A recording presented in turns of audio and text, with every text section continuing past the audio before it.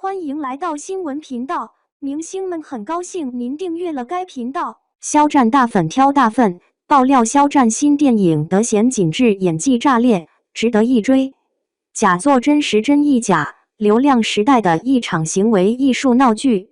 肖战大粉挑大粪这一劲爆消息，如同一枚精心设计的文化炸弹，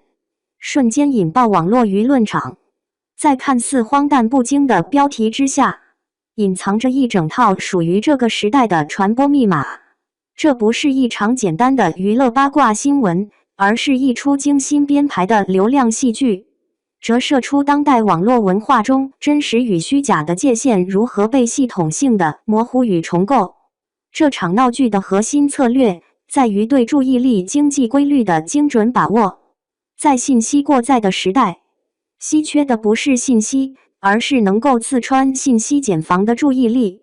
于是，我们看到了一场奇观：一位明星的粉丝通过挑大粪这样极具反差感的意象，与肖战演技炸裂的评价形成戏剧性张力，再以肖战新电影得闲紧致这一真实片名完成叙事闭环。每一个环节都经过精心计算，旨在触发最大范围的传播效应。这种策略的高明之处在于，它不再依赖传统的宣传路径，而是创造了一种自我指涉的传播事件本身成为内容，形式超越实质，讨论热度取代艺术价值成为终极追求。在这场表演中，网络身份的真实性被彻底解构。发布者以肖战大粉自居，但这一身份很可能是临时的、情境化的角色扮演。在网络空间的假面舞会上，任何人都可以随时佩戴或摘下粉丝的面具。这种身份的流动性使得追责变得困难，也让信息的可信度大打折扣。当大粉可以是一种表演，爆料可以是一种策略，我们所接收的信息就脱离了传统的真伪二元框架，变成了一种需要解码的符号游戏。用户不再是信息的被动接收者，而是被迫成为网络侦探，在层层伪装中寻找可能的真相碎片。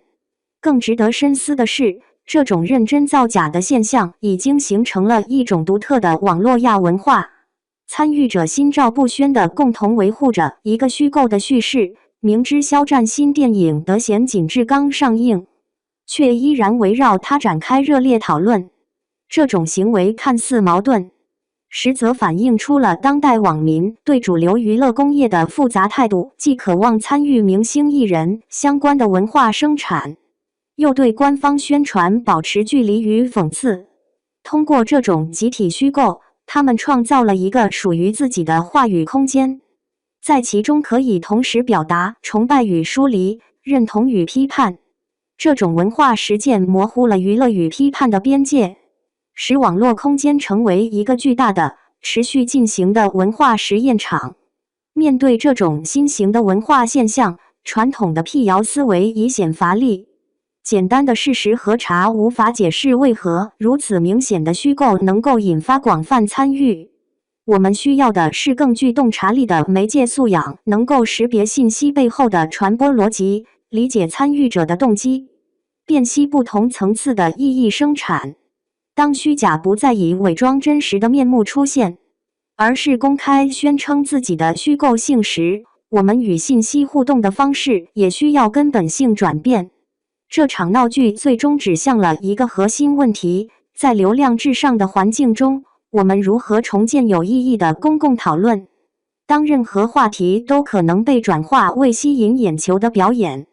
当严肃的艺术评价被简化为炸裂这样的网络流行语，文化的深度与厚度正在被悄然侵蚀。肖战新电影得闲紧致虽刚上映，但它所揭示的文化困境却真实无比。或许这场闹剧最讽刺的启示在于，在一个追求炸裂的时代，最稀缺的恰恰是那份能够得闲紧致的沉静与专注。当所有的文化表达都不得不穿上狂欢的外衣来吸引目光，那些需要时间沉淀、